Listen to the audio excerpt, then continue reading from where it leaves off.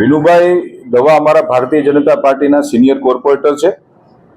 એની રજૂઆતને ધ્યાનમાં લઈ મારા ધ્યાનમાં પણ આવ્યું છે. અધિકારીઓને વારંવાર કહે છે એ સંબંધિત અધિકારીને આજ બપોર પછી હું બોલાવવાનો છું અને વિનુભાઈ દવાની સાથે બેસાડીને એના લોક ઉપયોગી જે કોઈ પણ પ્રશ્નો હશે એ તમામ પ્રશ્નોનું નિરાકરણની હું આપના દ્વારા ખાતરી પણ આપું છું. અધિકારીઓ પદાધિકારીઓ માનતા નથી એટલે આ રજૂઆતો અવારનવાર કરવી પડે છે.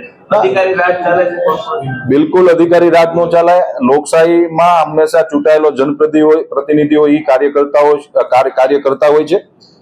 અધિકારીએ જે વહીવટી કામ કરવાના આવતા હોય છે, અધિકારી વહીવટી કામ કરતા હોય છે, પણ ક્યાંક ટેકનિકલ મુશ્કેલીઓ, ક્યાંક ટેકનિકલ ક્ષિતિઓ આવતી હોય છે, જેના કારણે ક્યારેક એવું બનતું હોય છે. સાર્વજનિક સ્વરૂપમાં અમે લોકો સ્વીકારીએ છીએ કે અમુક દરખાસ્તો અમુક કામોની અંદર અધિકારીઓ નથી માનતા, પણ જે નથી માનતા એની એ અધિકારી યારે બેસીને, કારણ કે એને સાંભળવા પડતા હોય, ક્યારેક ટેકનિકલી એ સાચા પણ હોઈ શકે છે, એવું નથી કે એ રોંગ હોય.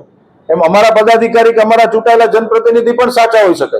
એટલે આવી નાની મોટી વિસંગતતાઓને દૂર કરવા માટે અમે લોકો કાયમી અધિકારી અને સભ્યશ્રીઓને અમે લોકો બેસાડતા હોય છે ને એના કામનું નિરાકરણ કરતા હોય છે.